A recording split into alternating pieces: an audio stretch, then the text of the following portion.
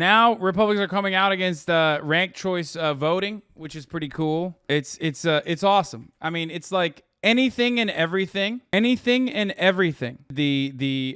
what do you call it? That allows anything and everything that allows a Democrat to win is actually illegal. Mail-in ballots, illegal.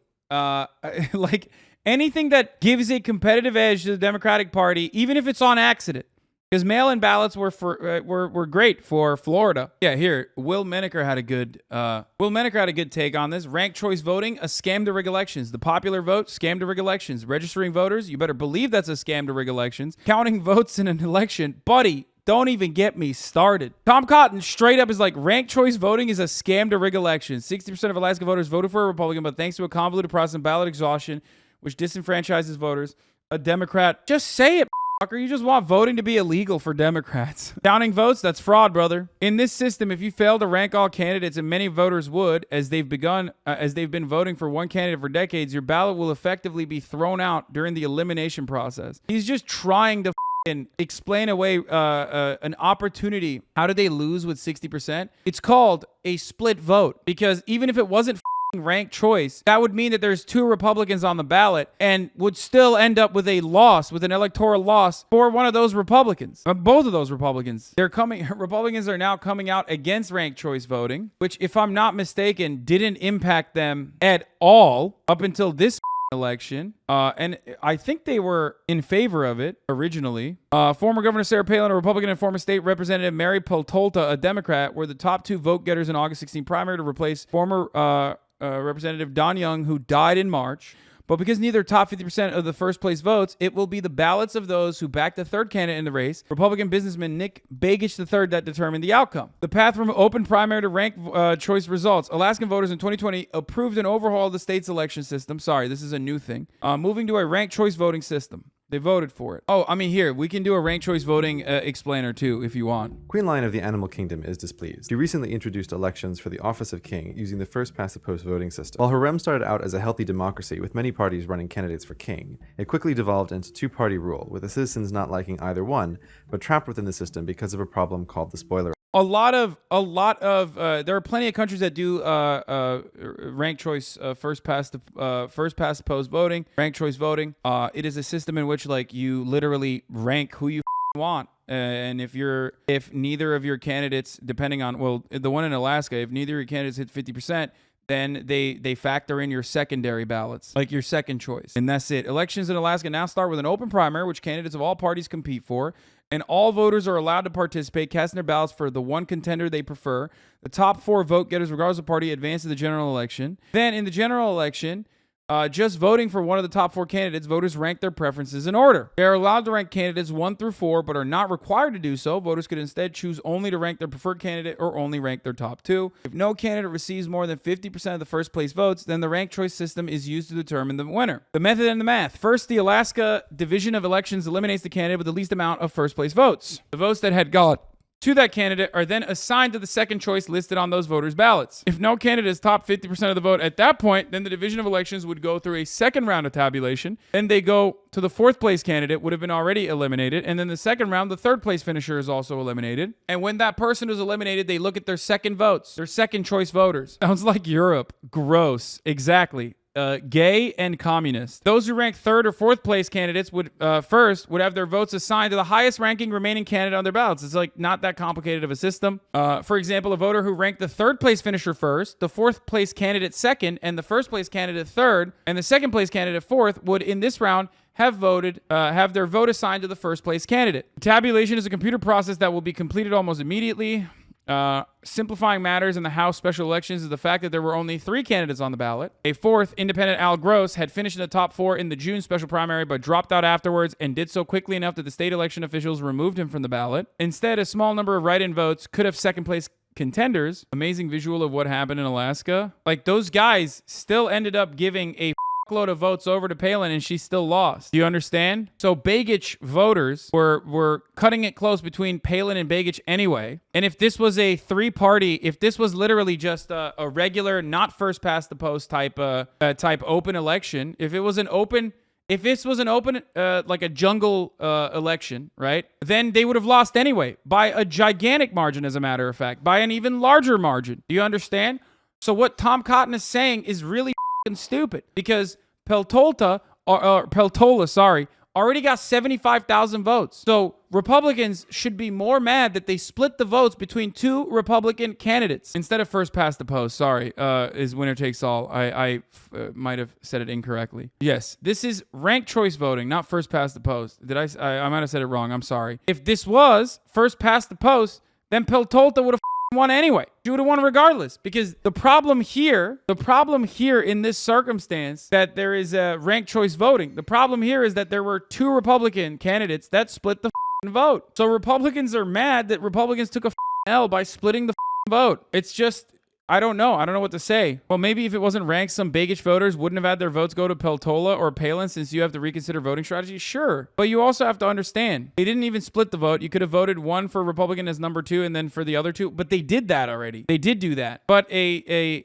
tinier percentage, a much tinier percentage of Bagish voters went and supported Peltola. The main problem here is that it doesn't seem like enough Alaskans wanted Palin to be their candidate. Something like 21% also didn't put a second choice in their ranked vote. People have done math in every possible way, and there's no election method that has Palin winning. She just got less votes. Yeah, you can't do that. You can't try to math equation your way out of this while there's a second candidate out there that got almost as many votes as Palin did. She would have lost in every the feasible way. Do you understand? Like, the only way they could have done this, I guess, is if the exhausted votes went to Palin. So what is ranked choice voting? Here. In most parts of the United States, voters select a single candidate for each position on their ballot, and the candidate with the most votes wins. This is known as single choice winner take all, which can sometimes result in the election of a candidate who earned only a small percentage of the vote, even when the majority of voters supported other candidates. But that's not the only way of electing our leaders.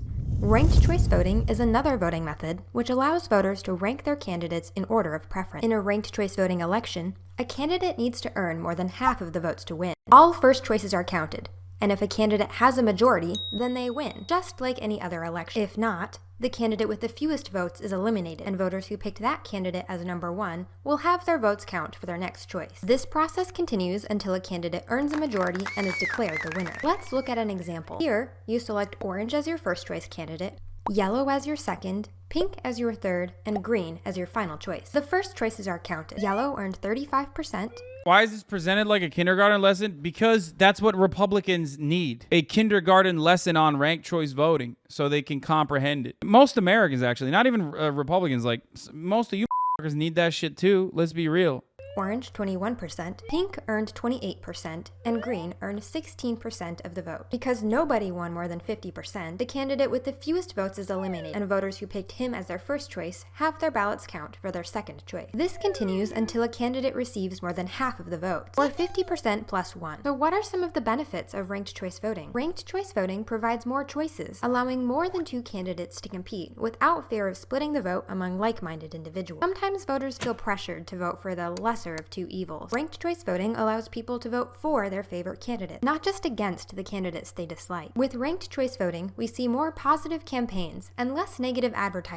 Candidates are encouraged to reach out to as many voters as possible, including those supporting their opponents. They can build a winning coalition with like-minded candidates to earn voters' second and third choices. It's time to fix our democracy and make our elections work better for everybody. We can do that with ranked choice voting. Visit www.fairvote.org to In your opinion, is there any downside to ranked voting? Yes. Sometimes the less offensive and rather the more like centrist, the more moderate candidate can end up winning because of that. Yeah. One critique of ranked choice voting is that it favors lowest common denominator, exactly, which is policy-free centrist liberals. It's what happened in New York City with Eric Adams. That is certainly a legitimate problem or a legitimate fear that people have. It's also entirely dependent on how well you strategize, though. Because if you have like a broadly popular, if the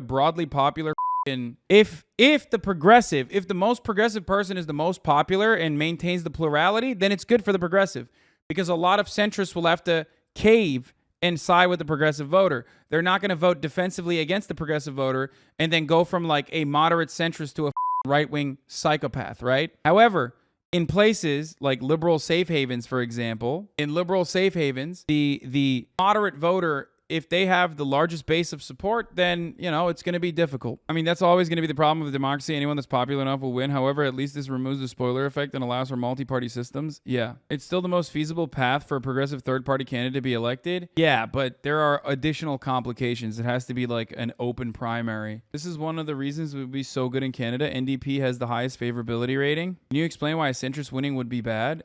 Because centrists historically and still in contemporary society do not create adequate enough pushback on right-wing reactionary talking points and right-wing reactionary ideas. That's the reason. That's not great. Anyway, Wednesday's ranked choice tabulation comes months ahead of a November election in which the same process could decide the outcome of several key races. Palin, Peltola, and Begich are all on the ballot again in the race to win the House seat for a full term. Republican Senator Lisa Murkowski, who has been targeted by former President Donald Trump after she voted to convict his impeachment trial following the insurrection at the U.S. Capitol on January 6th, is facing off against the Trump-backed Republican Kelly Shibaka and two other candidates in her Senate seat. And the Republican governor Mike Dunleavy will face independent former governor Bill Walker and two other contenders in the gubernatorial election. And the beautiful part about Alaska, from what I understand, is that it's relatively cheap.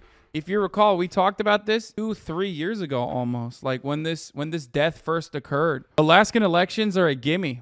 In comparison to how many dollars you need to spend to potentially win a seat. It's actually a pretty solid way for the Democratic Party to maintain its majority in an otherwise very competitive, very competitive Senate. Maybe not as much so Senate right now, it doesn't seem like, but certainly a competitive House election. More states need ranked choice. Yeah.